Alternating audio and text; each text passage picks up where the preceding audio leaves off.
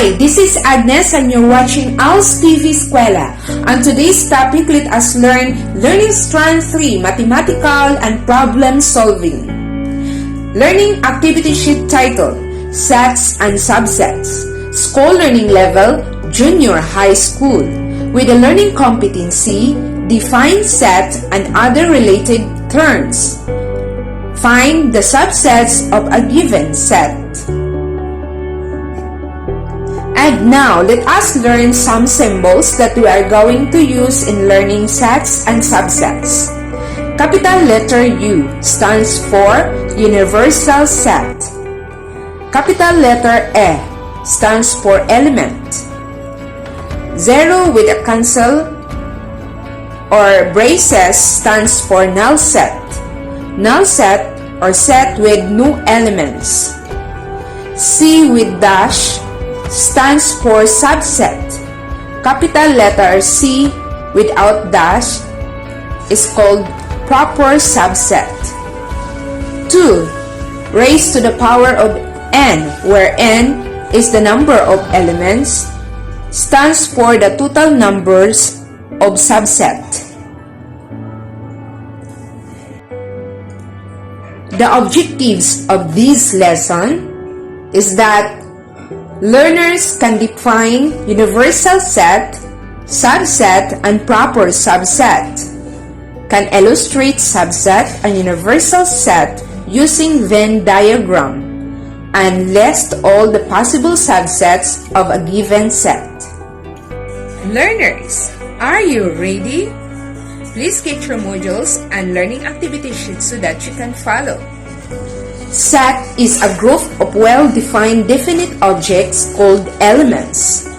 Subsets denote by this symbol if and only if every element of set A it is also an element of set B, or vice versa.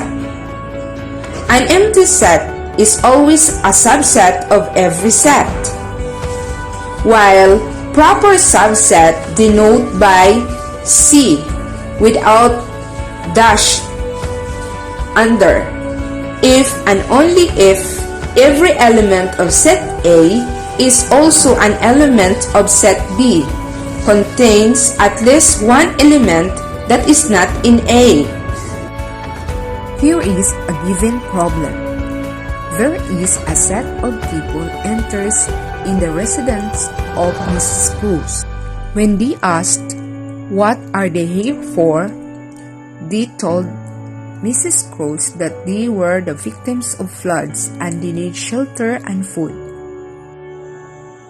Based on the drama being presented, this is the set of people entered into their premises. This set of people composed of 1, 2, 3, 4, 5, 6, 7, 8, 9, 10, 11 persons. Composed of 2 families, 1 old man, 3 boys, and 3 girls. These are the subset in a given set. A given set is considered as the universal set nga naatay symbol nga capital letter U.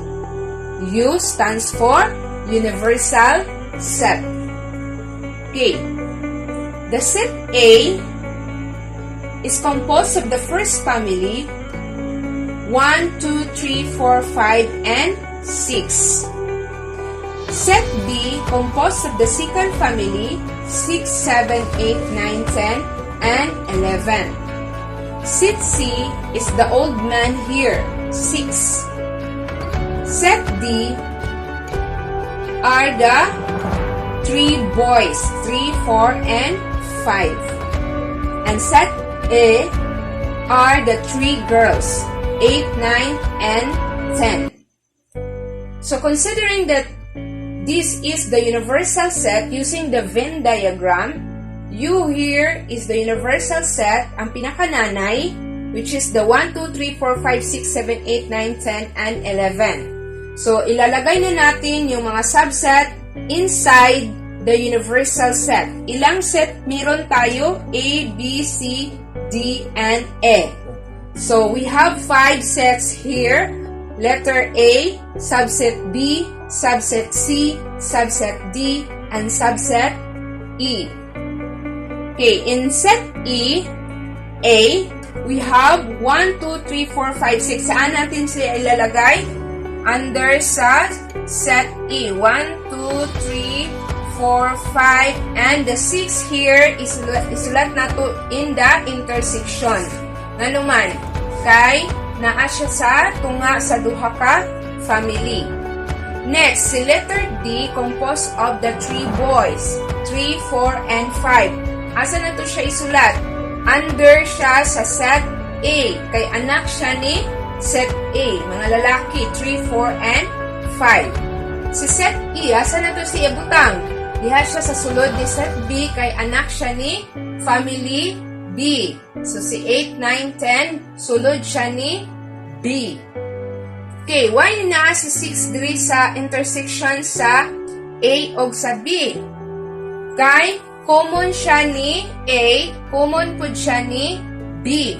Like, 1, 2, 3, 4, 5, 6 sa set A, naapod siya sa B, 6, 7, 8, 9, 10, 11. So, common siya ni 6 sa B, common po si 6 ni A. So, pareha sila na ay sila 6. Meaning, ang kaning nga lulo, mauni ang ilahang amahan, no? Kaning duha ka family. Okay, so, this is how to interpret using the Venn diagram. Again, the universal set, mauni ang pinakananay, o under sa universal set, naa dinhi makuha nato ang mga subset. Asa ta manguha og numbers or elements sa subset gikan sa universal set. Okay, let us try. Let's fill each blank with this symbol, a proper subset, subset, elements, not elements, and not subset. And number 1, naa diri sa side. Number 2, diri nga set, naasad siya 1, 2, and 3. So, they have something, elements na common, si 2 and si 2. So, is this an example of proper subset or subset? Very good. This is a proper subset. Anong proper subset man ni siya? Kay naara siya isa ka element nga common sa isa ka set, si 2. How about number 2? Letter G, naaani nga set. Naa ba siya sa pika set? Diri sa pika set A, B, C, D, and E. Naa ba'y G diri? Wala. So is this an example of proper subset? Subset, elements, not elements, or not subset? This is not a subset. Kay walay G dira, labaw na sa tanan, dili siya elements diha. Okay, so not a subset. Number 3. Is 4 an odd number? Yes or no? No. So, 4 here is not an odd number, so this is not an element. Okay, delete ni siya element. Number 4. 3, 2, 1. Sa pikas pod, 1, 2, 3. Is this an example of proper subset or subset? Yes, tumpak. This is an example of subset. Ang sagaliti mailhan og subset, naa siya'y bar sa ubos. Okay. Parihara siya sa proper subset, pero naa siya'y bar sa ubos ang subset. Now, write proper subset and subset. Number 1. In set A, 1, 2, 3. And in the other side, naasad siya 1, 2, 3. So, is this proper subset or subset? Very good. This is an example of subset. How about number 2? Is this 3 present in the other side? Correct. So, this is an example of proper subset. Letter P, proper subset. How about number 3? Naa siya 3 in the other set. Naa ba siya diri? Yes, naasad siya diri. So, ang sa ganito, basta ang isa ka elements, makita na to siya sa other elements, nga isa ra pud siya, so mao ni gitawag na to og proper subset. Number 4, 7, 8. Naasad siya diri 7, 8. So tumpak, this is a subset. How about number 5? Naa siya 2 diri, naasad siya 2 dira, but ang nakaapan sa number 5, walay brace ang 2 diri nga side. So pag wala siya brace, nya diri na ambi na brace diri, so this is just an elements. Okay, unsay signal sa elements, murag capital letter A. Okay, next is 7, 8. Ang 7, 8 naaba sa pikas nga set. 1, 2, 3 naaba siya, wala. Nya wala pag siya brace. So this is not a subset, dili sad siya proper subset. So, unsa na siya? Example of not a subset. Okay. Now, let us proceed to the number of subset. It means how many subset we can produce in a given set. For example, in a set A and B, how many subset we can produce from it? Okay, at first is an empty set. Remember that an empty set is considered as subset. Next, single letter A and subset B. Another A and B, double. Okay, so A and B. So, how many subset we produce? 1, 2, 3, and 4. So, there are 4 subset in a given set of A and B. Another example. 1, 2, 3, and 4. Again, let's have an empty set. Empty set is considered as subset. Next, single set.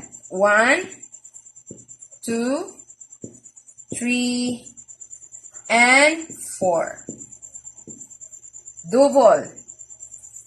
1 and 2. 2 and 3. 3 and 4. And 4 and 2. 2 and 4. And 1 and 3. And 1, 4. 3 letters. 1, 2, 3. And 1, 3, 4. And 1. Okay, let's check kung ilang mga subset ang ating na-produce sa set na bigay dito sa 1, 2, 3, 4. Again, inuuna natin ang empty set. Next, single set. 1, 2, 3, 4. Dalawahan. 1 and 2. 2 and 3. 3 and 4. 2 and 4. 1 and 3. And 1 and 4. So, tatluhan. 1, 2, and 3. 1, 3, and 4. 2, 3, and 4. And 1, 2, and 4. Pang-apatan, 1, 2, 3, 4. So, ilan lahat na subset ang na-produce natin in a given set na 1, 2, 3, 4? Let's count. 1, 2, 3, 4, 5, 6, 7, 8, 9, 10, 11, 12, 13, 14, 15, and 16. A total of 16 subsets. How can we make sure that our answer is correct? So, sa ibinigay natin kanina na set A at B na may 4 sets or 4 subset, 4 subsets. Paano natin masisiguro na 4 subset ang magbibigay ng set na AB. So, by using this formula, 2 raised to the power of n, where n is the number of elements. So, i-check natin kung tama ba ang ating sagot na 4 subsets sa given na set na AB. So, ang number of elements is A and B. So, there are 2 elements. So, 2 in the power of 2. So, meaning 2 in the power of 2, 2 times 2 equals 4. So, is this correct for subset? Correct. Next, in the set B, 1, 2, 3, and 4, where there are 16 subsets. So, let's check kung 16 subset nga ba ang lalabas sa given na subset by 1, 2, 3, and 4. Okay, let's check. 2 to the power of 1, 2, 3, and 4. So, pag elements, ating bibilangin ilang elements ang nasa set, nasa paloob ng set. So, 2 raised to the power of 4 equals 2 times 2 times 2 times 2 equals 16. 2 times 2 equals 4 times 4 equals times 2 equals 8 times 2 equals 16. So, this is correct. So, this is how to check our subset, number of subsets in a given set using the formula of 2 raised to the power of n. Try to call your teacher if you have encountered some difficulties in answering this module. Basta sa ALS TV Eskwela, kaugmaon mo, kaugmaon ko. This is Teacher Agnes saying God bless and aim high, sinakaban.